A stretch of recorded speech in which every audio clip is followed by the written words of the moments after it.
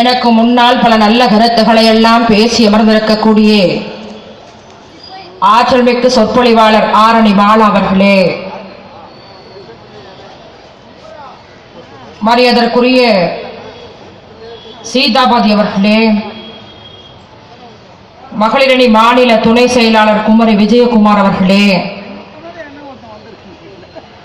தலைவர் கலைஞர் அன்பை பெற்ற தளபதி மு.க. ஸ்டாலின் அன்பை பெற்ற, இன்னும் சொல்ல போனால் மழை வந்தாலும் நிகழ்ச்சி, மழை இல்லை என்று சொன்னாலும் நிகழ்ச்சி, வெயில் அடித்தாலும் நிகழ்ச்சி, வெயில் அடிக்கவில்லை என்று சொன்னாலும் நிகழ்ச்சி, மொத்தத்தில் தமிழ்நாட்டில் தினமும் தமிழ்நாட்டிலே நிகழ்ச்சி நடத்தி கொண்டிருக்கக்கூடிய ஆற்றல் மிக்க தலைவர் கலைஞர் அன்பை பெற்ற தளபதி மு.க. ஸ்டாலின் அன்பை பெற்ற ஆற்றல் மிக்க மாவட்ட கழகத்துடைய செயலாளர் சேகர் பாபு அவர்களே,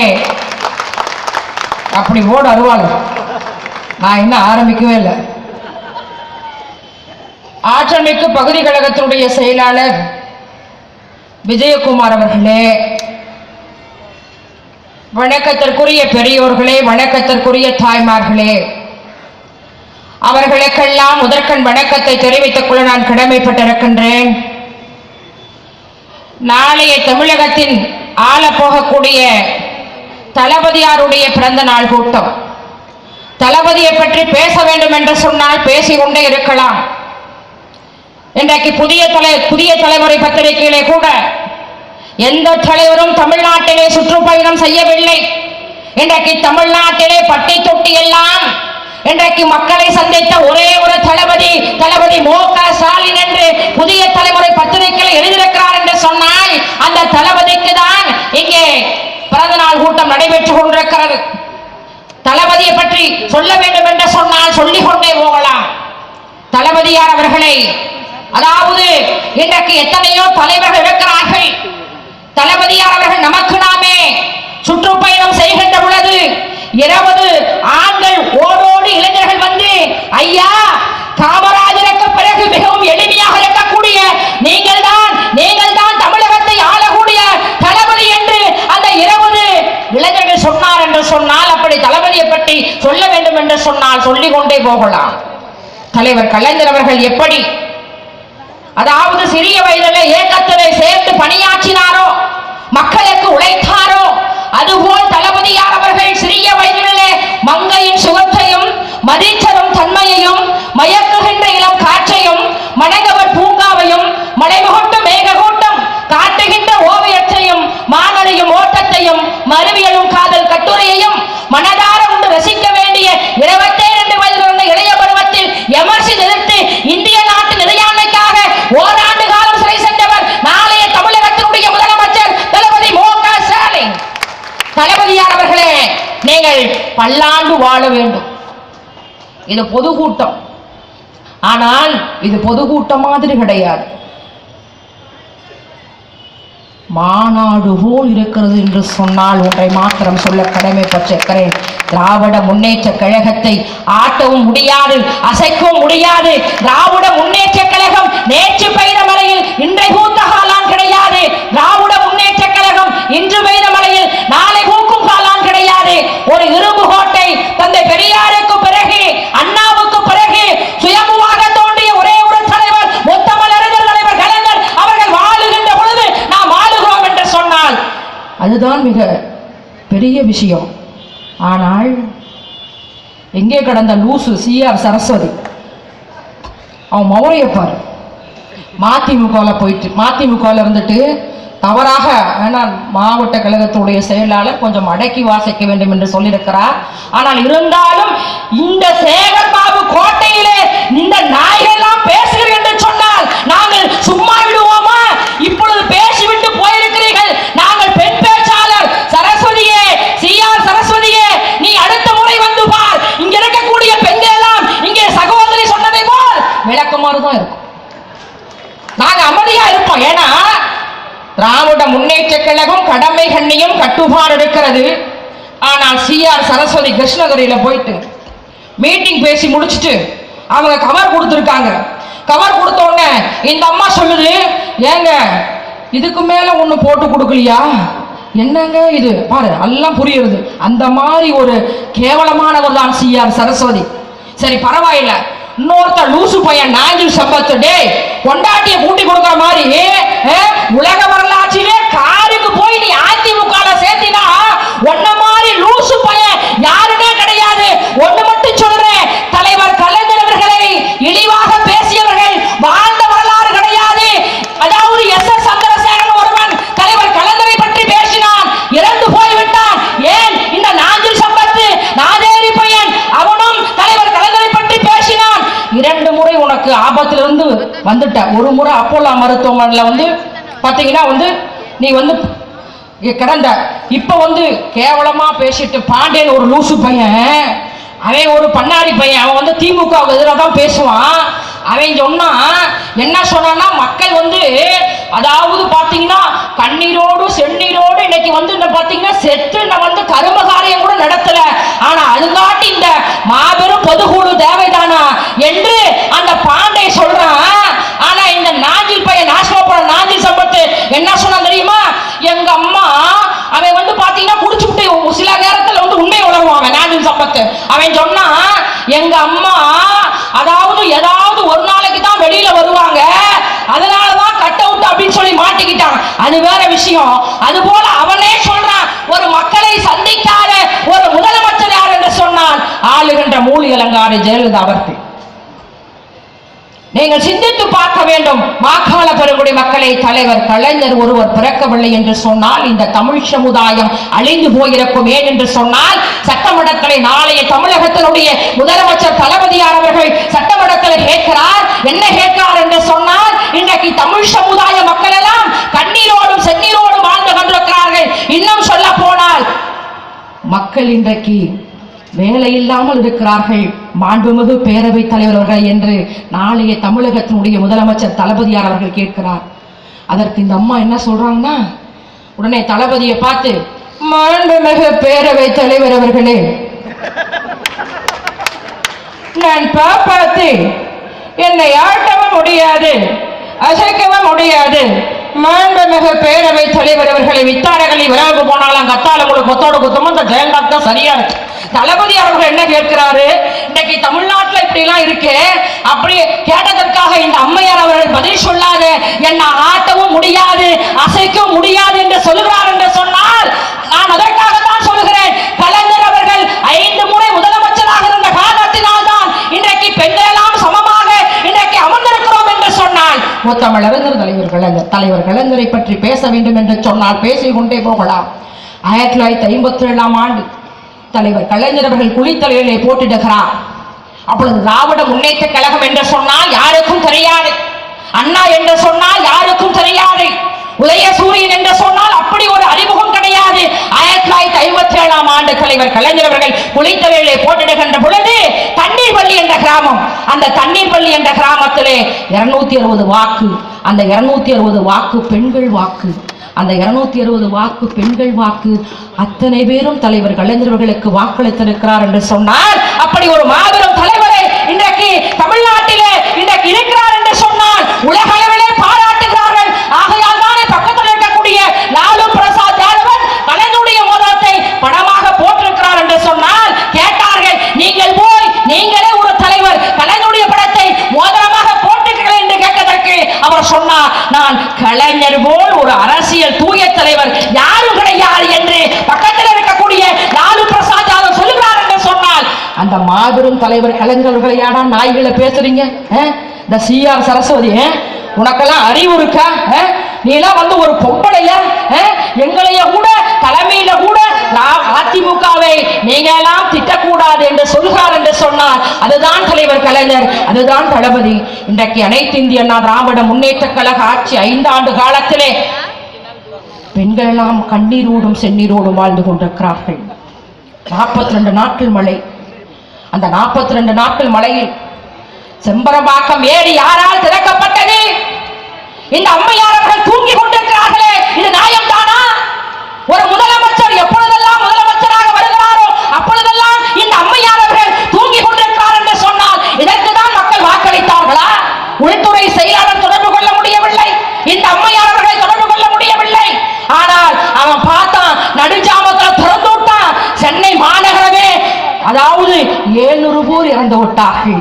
ஒரு தாய்மார் கதறுகிறார், தன்னுடைய மகன் அந்த தண்ணீரிலே போய் இறந்து விட்டார்.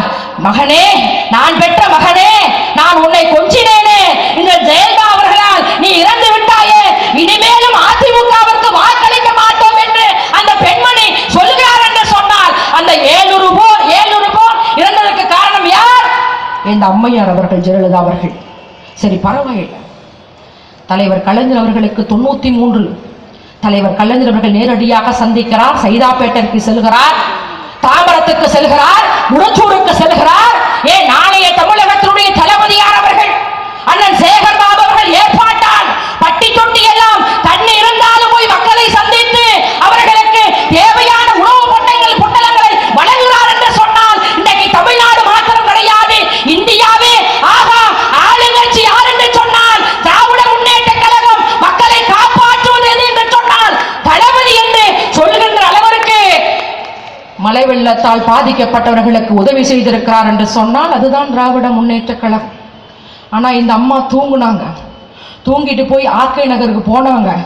போயிட்டு அவங்களே பாவம் சாப்பாட்டுக்கு இல்லாம, சோறு இல்லாம, தண்ணீர் இல்லாம அவங்கெல்லாம் வேதனையோடு இருக்கிறாங்க.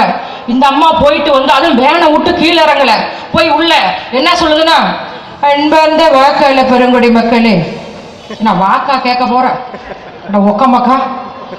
உடனே என்ன சொல்லுது, 100 ஆண்டு காலம் கண்டிராத பெருமழையால் நீங்கள் வேதனை இழந்திருக்கிறீர்கள், கவலைப்பட வேண்டாம், உங்களுக்காக நான் உழைத்துக் கொண்டிருக்கிறேன்.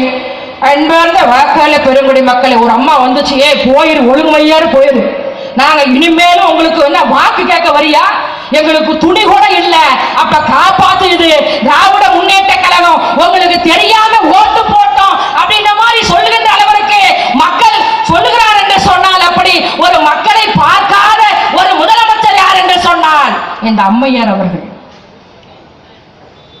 தலைவர் கலைஞர் அவர்கள் அப்படி கிடையாது. சொன்னதையும் செய்தார் தலைவர் கலைஞர், சொல்லாதையும் செய்தார் தலைவர் கலைஞர். ஒரு கவிஞன் குடையை பார்த்து கேட்கிறான், குடையே உனக்கு மழை பிடிக்குமா வெயில் பிடிக்குமா என்று கேட்கிறான். அந்த குடை சொன்னதான், என்னை தாங்கி யார் பிடிப்பார்களோ அவர்களுக்கு நிழலாக இருப்பேன் என்று அந்த குடை சொன்னதாம். ஆகையால் தான் தலைவர் கலைஞர் இன்றைக்கு தமிழ் சமுதாய மக்களுக்காக தினமும் 1 மணி செய்தியே தலைவர் கலைஞர் நான் இருக்கிறேன் என்று சொல்லி, தமிழர்களே தமிழர்களே, நீங்கள் என்னை கடலில் தூக்கி போட்டாலும் கட்டுமரமாகத்தான் மிதப்பேன், அதிலேறி நீங்கள் பயணம் செய்யலாம், கவிழ்ந்து விட மாட்டேன் என்று தினமும் தமிழ் சமுதாய மக்களுக்கு குரல் கொடுக்கக்கூடிய ஒரே ஒரு தலைவராக உத்தமல் அறிஞர் தலைவர் கலைஞர் இருக்கிறார். அது மாத்திரம் கிடையாது, தலைவர் கலைஞர் அவர்கள் ராமச்சந்திரா மருத்துவமனையில் ஆபரேஷன் முடிந்து விடுகிறது. முடிந்துவிட்ட பிறகு கலைஞர் அவர்கள் தண்ணீர் என்று கேட்கிறார். டாக்டர்கள் சொல்கிறார்கள், என்ன சொல்கிறார் என்று சொன்னால், ஐயா இப்பொழுதுதான் ஆபரேஷன் முடிந்து விட்டது, இப்பொழுது தண்ணீர் குடிக்க கூடாது என்று சொல்கிறார் டாக்டர்கள். தலைவர் கலைஞர் அவர்கள் சொல்கிறார், ஐயா என்னால் தாங்க முடியவில்லை என்று சொல்கிறார். உடனே டாக்டர் அவர்கள் ஒரு டம்ளரிலே ஒரு நரசை அனுப்பி வைக்கிறார். ஒரு டம்ளரிலே தண்ணீர் எடுத்துக்கொண்டு அந்த நரசு ஒரு காட்டன் பஞ்சில் எடுத்து தலைவர் கலைஞருடைய இதழில் வைக்கிறார்கள். அப்பொழுது தலைவர் கலைஞர் அவர்கள் கேட்கிறார், அம்மா உன் பெயர் என்னம்மா என்று கேட்கிறார். அப்பொழுது அந்த பெண்மணி சொன்னதாம், ஐயா என் பெயர் காவேரி என்று சொன்னதாம்.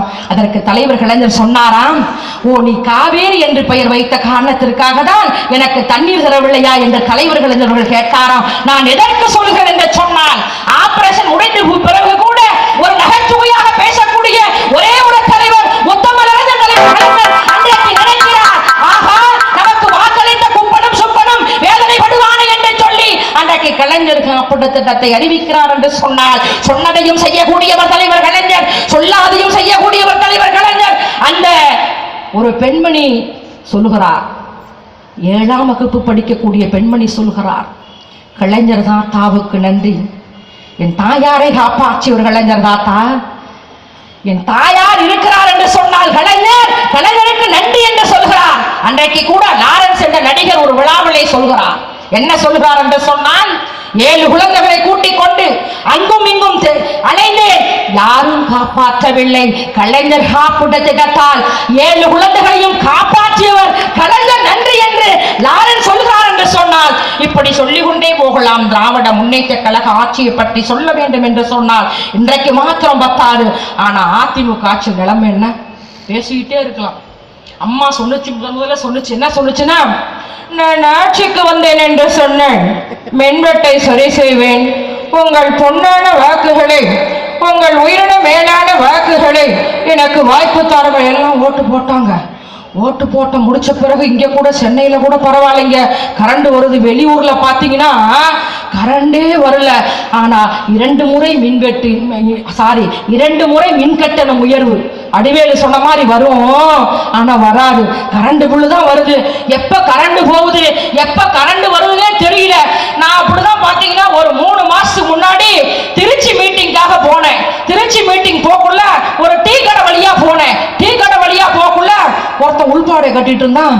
அட பாவி, என்னையா நீ ஆம்பளை தானே உள்பாடை கட்டிட்டு இருக்கேன்னு கேட்டதுக்கு கீழே பாக்குறான்.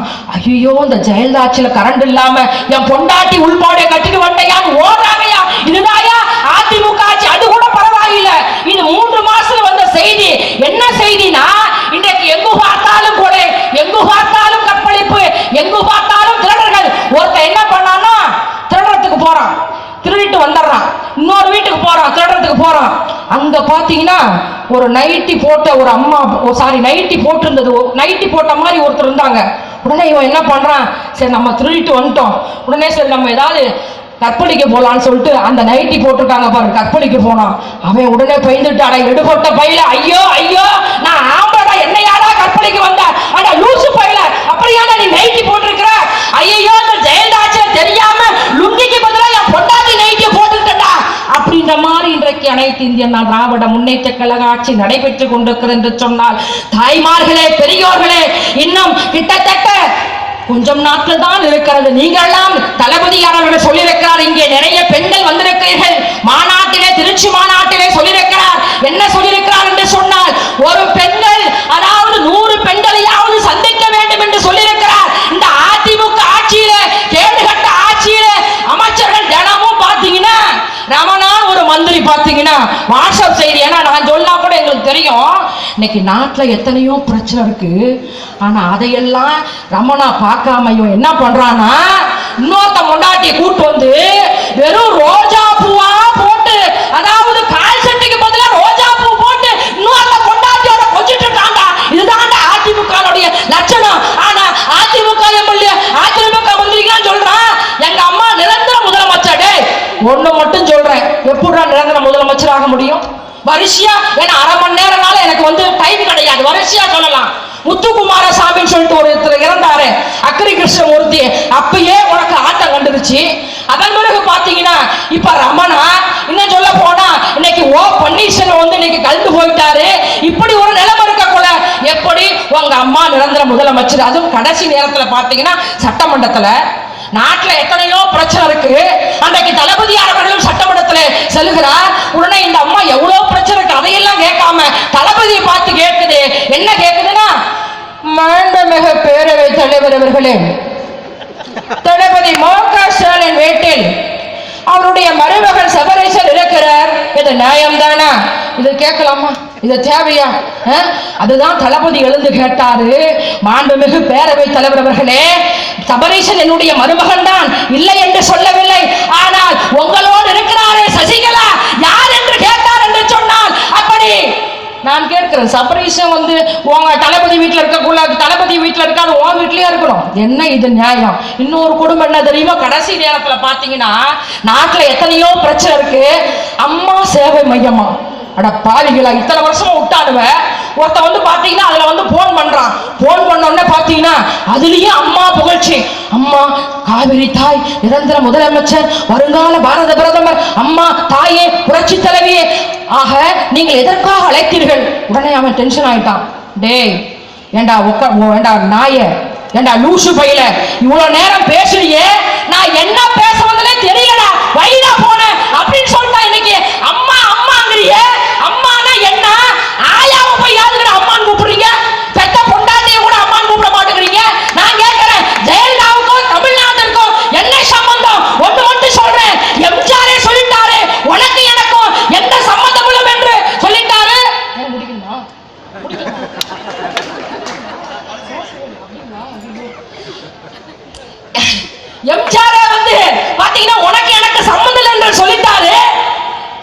எம்ஜிஆர் பேரை சொல்லி இன்னைக்கு வந்து தமிழ்நாட்டில் வேணும்னே மக்களை ஏமாத்துறீங்க. அன்னைக்கு எம்ஜிஆர் ஒரு படத்தில் வர மாதிரி, பேசுற பேச்சை நிறுத்தி விடு, பார்க்கிற பார்வையை மறந்து விடு, சிரிக்கிற சிரிப்பை நிறுத்தி விடு, பெண்ணே என்னை மறந்து விடு, உயிரே மறந்து விடு, உறவே மறந்து விடு, அன்பே விலகி விடு, என்னை வாழ விடு என்று அன்னைக்கே பார்த்து நீ அம்மா என்னை ஆள விடுன்னு சொல்லிட்டு வந்தவர் தான். ஆனா வேணும்னே பார்த்தீங்கன்னா இன்னைக்கு தமிழ்நாட்டில் வந்து நடிக்க வந்தவர் ஜெயலலிதா. இந்த நடிக்க வந்துட்டு இன்னைக்கு பார்த்தீங்கன்னா இத்தனை ஆண்டு காலம் தமிழக மக்களை இன்றைக்கு தமிழக மக்கள் வேதனைப்படுகிற அளவுக்கு இன்று அம்மையார் அவர்கள் வஞ்சிக்கிறார் என்று சொன்னால், அம்மையார் அவர்கள் நாடாளுமன்ற தேர்தலில் சொன்னார், செய்வீர்களா, நீங்கள் செய்வீர்களா, நாங்க செய்யறோம் சொல்லிட்டு ஓட்டு போட்டாங்களே. இன்னைக்கு ஓட்டு போட்ட ஒரு நிலைமை என்ன? அதிமுக எம்பி பார்த்தீங்கன்னா நாடாளுமன்றத்தில் போய் பேசிட்டு பார்த்தா, நேற்று கூட சசிகலா புஷ்பா நினைக்கிறேன் அந்த எம்பி பார்த்தீங்கன்னா, அதாவது அந்த எம்பியே சொல்றாங்க வாட்ஸ்அப் செய்தி, மாவட்ட கழகத்துடைய செயலர்களுக்கு நன்றாக தெரியும். அந்த வாட்ஸ்அப் செய்தியில என்ன சொல்லுதுன்னா, அமைச்சர் டப்பி, மேயர் டப்பி, கலெக்டர் டப்பி, நம்ம வரமாட்டோம், நான் நேற்று தண்ணி அடிச்சேன்னு சொல்லிட்டு அதிமுக எம்பி பேசுறாயா? நான் கேட்கிறேன், அதுக்காக தான் இன்னைக்கு பூரண மது விலக்கு கொண்டு வர மாட்டேன் என்று சொல்கிறார் என்று சொன்னார் தலைவர் கலைஞர்கள் சொல்லியிருக்கிறார். திராவிட முன்னேற்ற கழகம் ஆட்சிக்கு வருமேனால் பூரண மது விலக்கை கொண்டு வருவேன் என்று தலைவர் கலைஞர் சொல்லியிருக்கிறார், தளபதியார் அவர்கள் சொல்லியிருக்கிறார். ஆக வாக்காள பெருங்குடி மக்களே, நண்பர்களே, அன்பர்களே, நீங்க எல்லாம் இன்றையிலிருந்து பிரச்சாரத்தை ஆரம்பியுங்கள். வருகின்ற சட்டமன்ற தேர்தலில் உங்கள் பொன்னான வாக்குகளை, உங்கள் உயிரின மேலான வாக்குகளை உதயசூரியன் சின்னத்திலே வாக்களியுங்கள் என கேட்டுக்கொண்டு, மாநாடு போல் ஏற்பாடு செய்த மாவட்ட கழகத்துடைய செயலாளர்களுக்கும் உங்களுக்கும் நன்றி கூறி விடைபெறுகிறேன். நன்றி, வணக்கம்.